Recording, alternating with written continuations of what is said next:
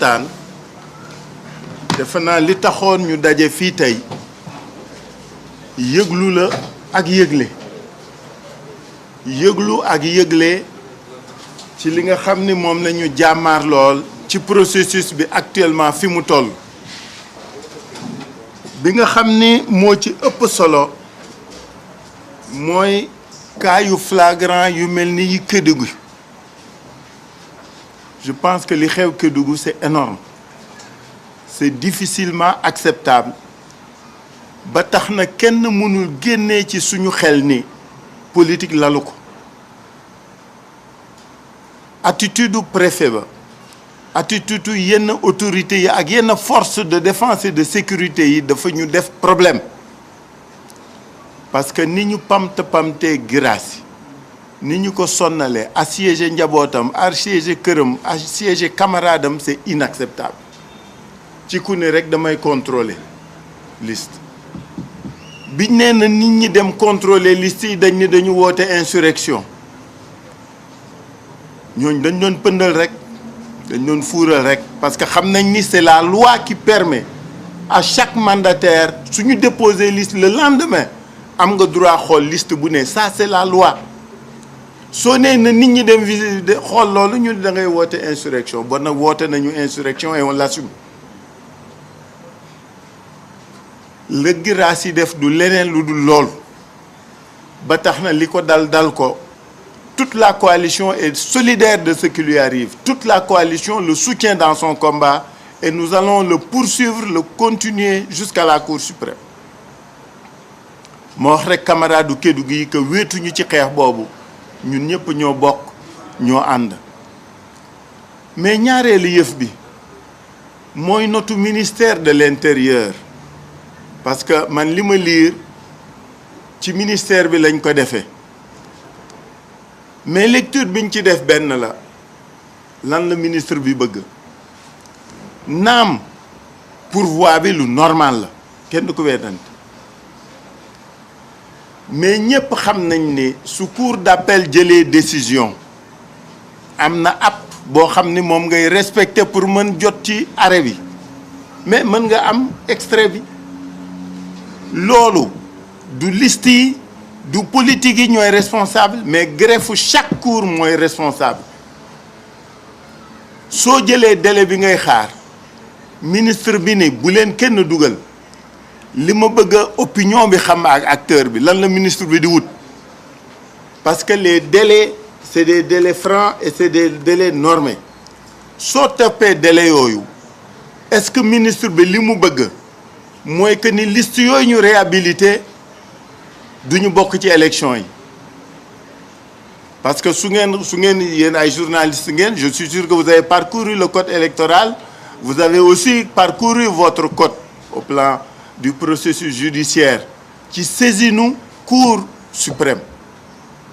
xam ngeen ni c'est des délais te xam ngeen ni am na délais yoo xam ni aussi des délais yu code électoral tëral pour defar bulletin yi pour defar affiche yi waaw randal boobu parce que li mu bëgg ngeen jàpp mooy randal boobu lan la wunda que vise le ministère de l'Intérieur en vérité soit il veut que ces listes-là duñu bokk ci élection yi c'est-à-dire dana am circonscription yi dul bokk ci élection wala mu reculer élection yi ce n'est pas innocent ce n'est pas gratuit surtout quand la matière c'est pas le ministère qui est compétent ce sont les autorités administratives territoriales qui sont compétentes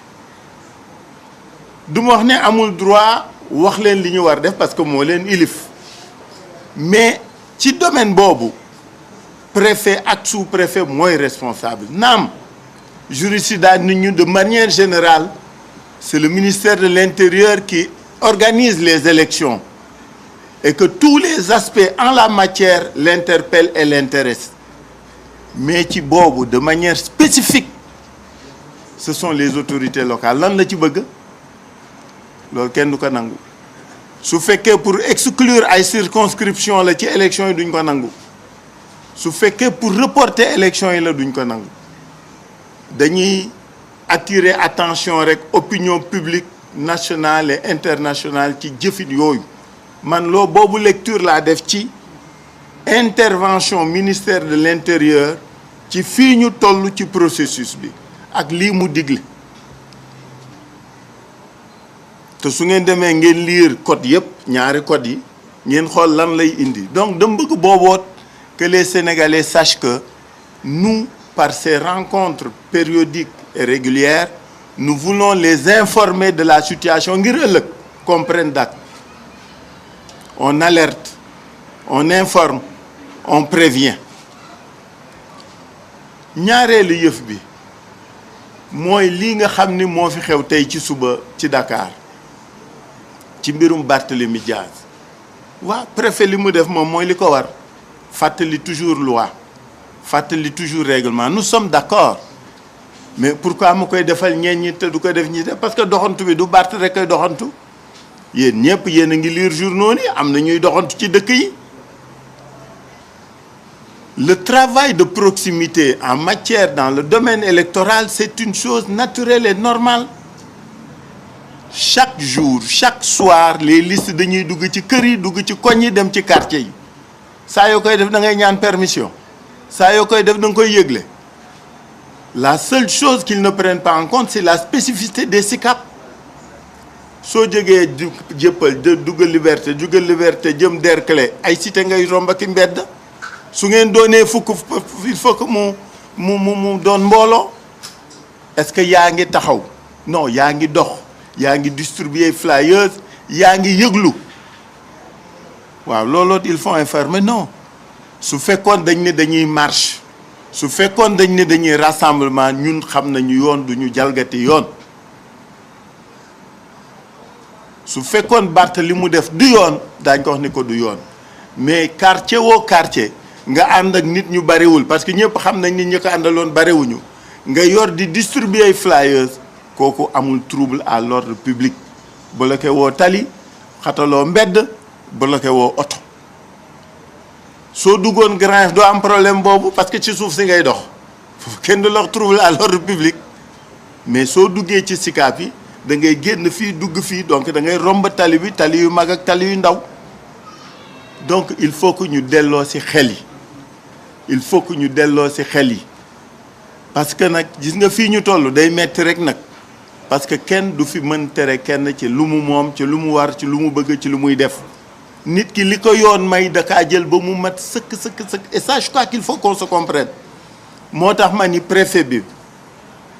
duma ko critiquer ci li mu rappeler yoon parce que mooy rôle am day def travail d'information et de prévention mais nay sóor nag ñaari yëf li ñu def tey du jalgati yoon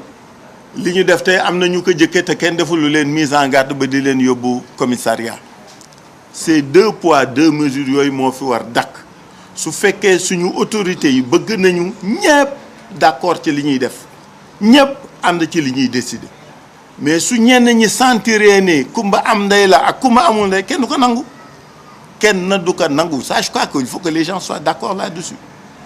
mais defar yoon rek ñëpp xam nañ ñun ñu yoon rek la ñu xam yoon rek la ñu bëgg yoon rek la ñu tàmm c'est pourquoi boobu moo volet boobu aussi dama bëgg ñu jàpp ci ñetteeli volet bi ñu fi woote léegi mooy dañu wax nag suñu camarades yi suñu mandataires yi ñëpp nañu waxati maa ngi woo insurrection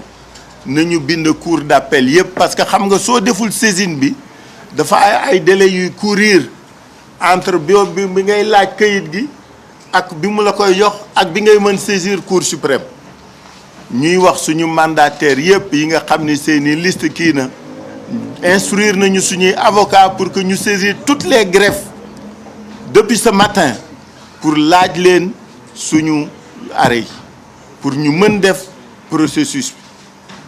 de saisine à la cour suprême nañ ko laaj nañu bind Cheikh Youm fàttali na ko léegi dama koy baamtuwaat suñu camarades yëpp nañu dem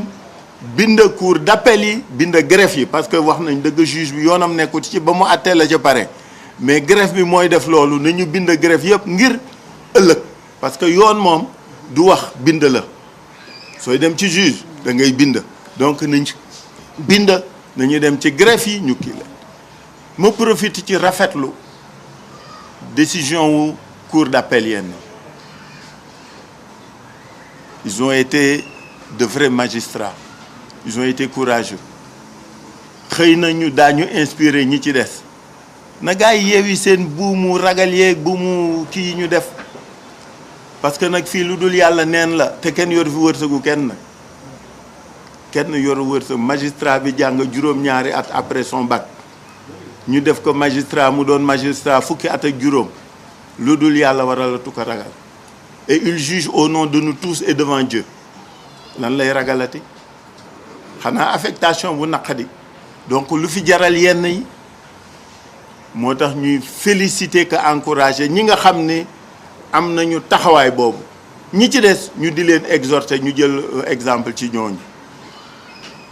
waxtaanu tey fi ñu koy jeexale mooy que ni dañu jëm ci élection gis nga élection locale yi ñu jëm Yewwi Askan Wi dafa porter projet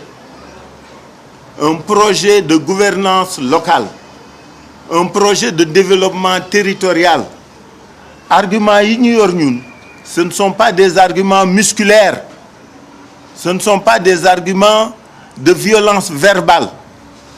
mais nous allons proposer aux Sénégalais de quoi rêver nous allons leur faire une offre qui leur permettra d'être acteurs de leur développement nous sommes porteurs d'un projet qui inclut, qui permet la participation, qui permet la décision, mais qui permet aussi d'être ceux qui profitent du fruit de leur implication et de leur responsabilisation. Projet bu yaatu bu wóor bu dëgër de développement local boo xam ni day jóge ci kaw ba ci suuf impacté ci la manière dont le gouvernement, dont l'État est organisé, il fonctionne. On va vous proposer un très beau projet de développement local. Ce projet de développement local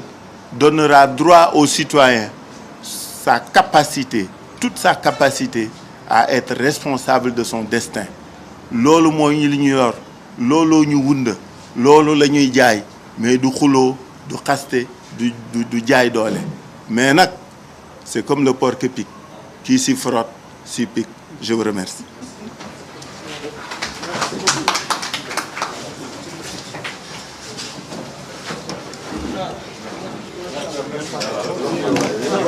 Non, bien parlé.